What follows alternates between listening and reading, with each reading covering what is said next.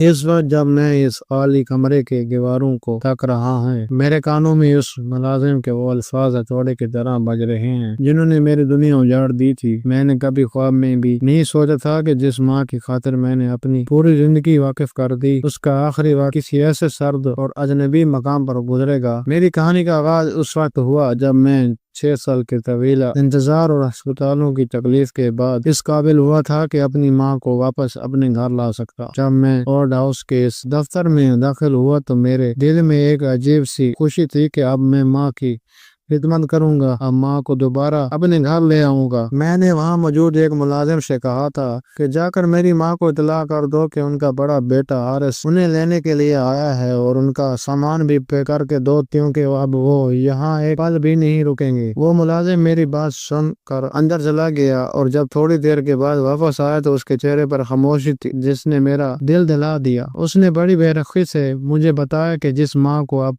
लेने के लिए आए हैं उनका तो 4 दिन पहले ही इंतकाल हो चुका है। ये सुनते ही ऐसा लगा जैसे किसी ने मेरे सीने में खंजर घोंप दिया हो। मैंने हैरत और सदमे से पूछा, ऐसा कब हुआ और हमें बताया क्यों नहीं गया? तो उसने जो इंकशाफ किया वो उससे भी ज्यादा हौलनाक था कि मेरी माँ की मौत की खबर उन्होंने मेरे छोटे भाई जैद से राब्ता किया था। जैद को, जिसको मैंने पढ़ा लिखा कर उस मकाम तक पहुँचाया था कि वो महकमा ज़राअत से में एक बड़े ओहदे पर फायद हो गया था। उसने इंतजामिया को ये जवाब दिया कि उसके घर में उसकी साली की शादी की तकरीबात चल रही हैं और मेहमानों की मौजूदगी में वो अपनी माँ का जज्द खाकी वसूल नहीं कर सकता। उसने मशवरा दिया कि मैयत को किसी सर्द खाने में रखवा दिया जाए ताकि उनकी खुशियों में कोई खलल ना पड़े। ये बात सुनकर मेरी रूह कट गई कि एक बेटा अपनी माँ की लाश के साथ ऐसा सलूक कैसे कर सकता है। मैं वहीं एक दरख्त के नीचे बैठ गया और माजी की तलफ यादें मेरे ज़हन में किसी फिल्म की तरह चलने लगी थी। मुझे याद आया जब वालिद साहब को फालिज का हमला हुआ था और वो हमें छोड़कर चले गए थे, तो मैंने अपनी जवानी और अपनी ख्वाहिशात को पस से पस डालकर खेतों में दिन रात एक किया था ताकि मेरा छोटा भाई जैद पढ़ लिख कर बड़ा आदमी बन सके, उसके सपने उसके ख्वाब पूरे हो सके। जैद शुरू ही से खुदगर्ज था, लेकिन जब उसकी सरकारी नौकरी लगी तो उसका रवैया बदल गया। एक दिन जब अस्पताल में मेरा कजन मेरे पास बैठा था तो उसकी आंखें नम थी। उसने धीमी आवाज में बताया कि हारिस हकीकत इससे कहीं ज्यादा तलख है जो तुम समझ रहे हो। इस दिन जब तुम्हारी माँ जैद के घर में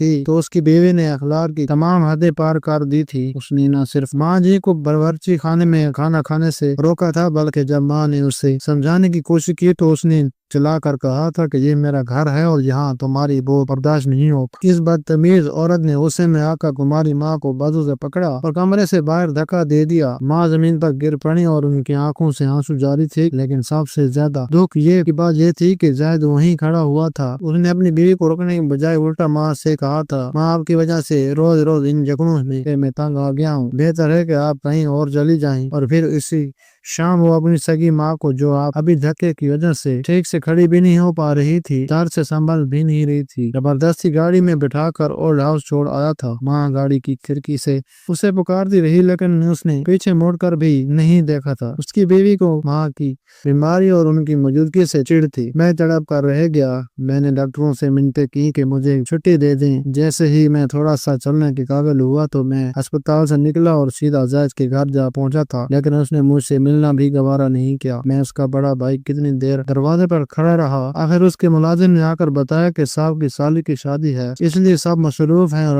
अम्मा जी को ओल्ड हाउस भेज दिया गया है। उस वक्त मेरे पास सवाए अल्लाह से फरियाद करने की कोई रास्ता नहीं था। मैं खुशी था कि चलो अब मैं जाकर माँ को वापस ले आऊंगा, लेकिन मुझे क्या पता था कि मेरा इंतजार करते करते मेरी माँ की सांसें उखड़ चुकी होंगी। मैं अब सर्द खाने की तरफ बढ़ रहा था जहाँ मेरी माँ का जिस्म किसी अदनली की तरह पड़ा था। जैद ने जिस माँ को जीते जी बोझ समझकर मरने के बाद उसके लिए अपने घर के दरवाजे भी नहीं खोले। मैं उस कमरे में बैठ कर सोच रहा हूँ कि दुनिया में ऐसे भी बैठे होते हैं जो अपनी माँ के जनाजे पर अपनी साली की शादी को ज्यादा तरजीह देते हैं। अभी ये सदमा खत्म नहीं हुआ था जब मैं माँ का जज्द खाकी लेकर अपने गांव पहुंचा तो वहाँ एक और ऐसी बात मेरा इंतजार कर रही थी जिसने मेरे पैरों तले जमीन निकाल दी। वो बात ये थी कि माँ की वफात से पहले उनके साथ ओल्ड हाउस में क्या बीती थी। माँ की मैयत को एम्बुलेंस में रखकर जब मैं अपने पुराने घर की तरफ रवाना हुआ तो रास्ते में भर मेरे जहन में वो तमाम लम्हात घूमते रहे जब मेरी माँ ने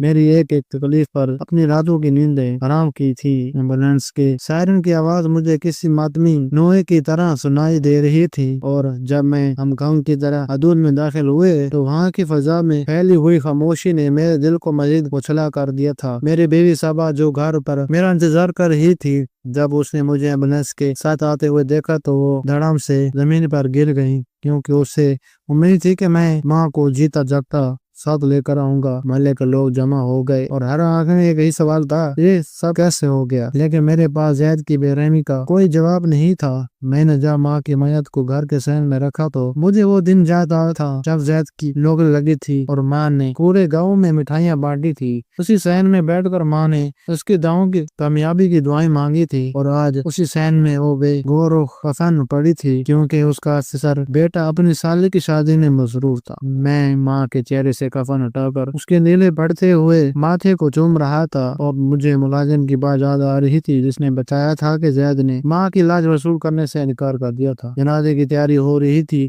اچانک باہر ایک مہنگی گاڑی آ کر رکی اور زید بڑے ٹاٹ باٹ سے باہر نکلا تھا۔ اس کے چہرے پر کوئی ملال یا شرمندگی نہیں تھی، بلکہ وہ ایسے آ رہا تھا جیسے کسی رسمی تقریب میں شرکت کے لیے آیا ہو۔ جب وہ میرے قریب آیا اور دکھاوے کے لیے میرے گلے لگنے کی کوشش کی تو میرا خون کھول اٹھا تھا۔ میں نے اسے سب کے سامنے پیچھے دھکیل دیا تھا۔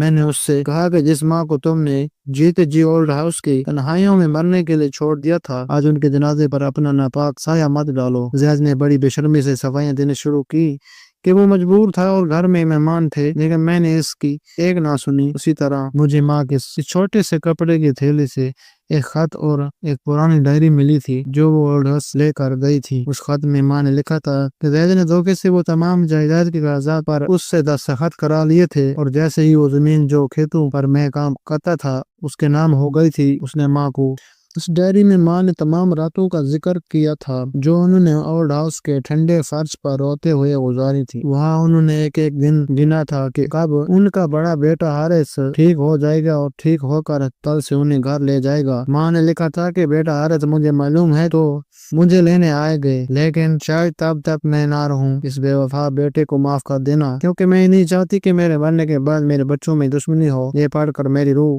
تنا ہو گئی کہ ماں نے مرتے دم تک اس بیٹے کی پردے پوشی کی جس نے انہیں جد جی مار ڈالا تھا۔ اسی لمحے مجھے گاؤں کے نمبردار نے بتایا کہ زید نے نہ صرف جائیداد ہتائی تھی بلکہ وہ گاؤں کے کچھ لوگوں سے قرض بھی لیا تھا جو ماں کی وفات کے بعد وہ ادا کرنے سے سخت انکار کر رہا تھا۔ لوگوں نے جب مجھے زید کو دور کرتے دیکھا تو کہنے لگا بڑے بھائی انا پرست ہو گیا ہے اور دکھ کے موقع پر سیاست کر رہا ہے، لیکن انہیں کیا معلوم تھا یہ انا نہیں بلکہ اس ممتا کا بدلہ تھا جس کا سودا ایک سنگ دل بیٹے نے چند پیسوں اور جائیداد کے لیے کر دیا تھا۔ میں نے زید کو واضح کر دیا کہ آج کے بعد میرا اس سے کوئی رشتہ نہیں، میرا اس سے کوئی تعلق نہیں، وہ ہمارے گھر کی دہلیز کبھی پار نہ کرے۔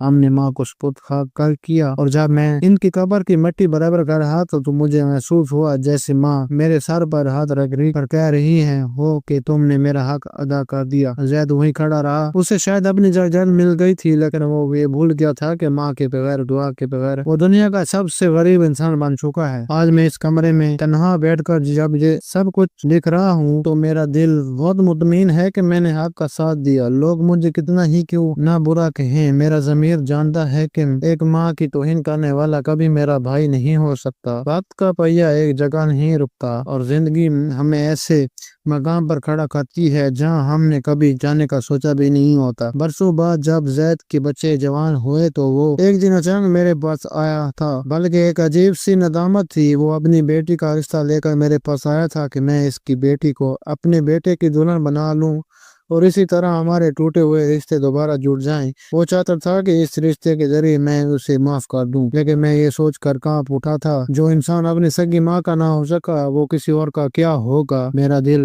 یہ ماننے کو تیار ہی نہیں تھا کہ میں اس خاندان سے دوبارہ کوئی گہرا رشتہ جوڑوں، کیونکہ انسان کی فطرت اور جبلت کبھی نہیں بدلتی۔ جو خون ایک بار سفید ہو جائے وہ دوبارہ سرخ نہیں ہو سکتا۔ ہاں، میں نے اس سے سلام دعا تو شروع کر لی ہے، کیونکہ آخر وہ میرا اپنا خون ہے اور اسلام میں قطع رحمی سے منع کرتا ہے۔ میں نے اسے معاف تو کر دیا ہے، لیکن میں اس پر دوبارہ بھروسہ نہیں کر سکتا۔ میں اس کے ساتھ بیٹھ کر چائے تو پی سکتا ہوں، مگر دل کے اس کے سامنے دوبارہ نہیں کھل سکتا۔ وہ قصے آج بھی میرے سینے میں تازہ ہیں۔ جب اسے ہماری ضرورت تھی تب اس نے ہمیں اولڈ ہاؤس کی نظر کر دیا تھا۔ اسٹوری اگر اچھی لگے تو لائک کیجیے گا، کامنٹ میں اپنی رائے کا اظہار کیجیے گا۔ چینل پر نئے ہیں تو پلیز چینل کو سبسکرائب کیجیے گا۔ ہر آنے والی سٹوری آپ کو ضرور پہنچے۔ اللہ تعالیٰ آپ سب کی ماں کو آپ کے سر پر سلامت رکھیں، ان کی دعاؤں کو آمین۔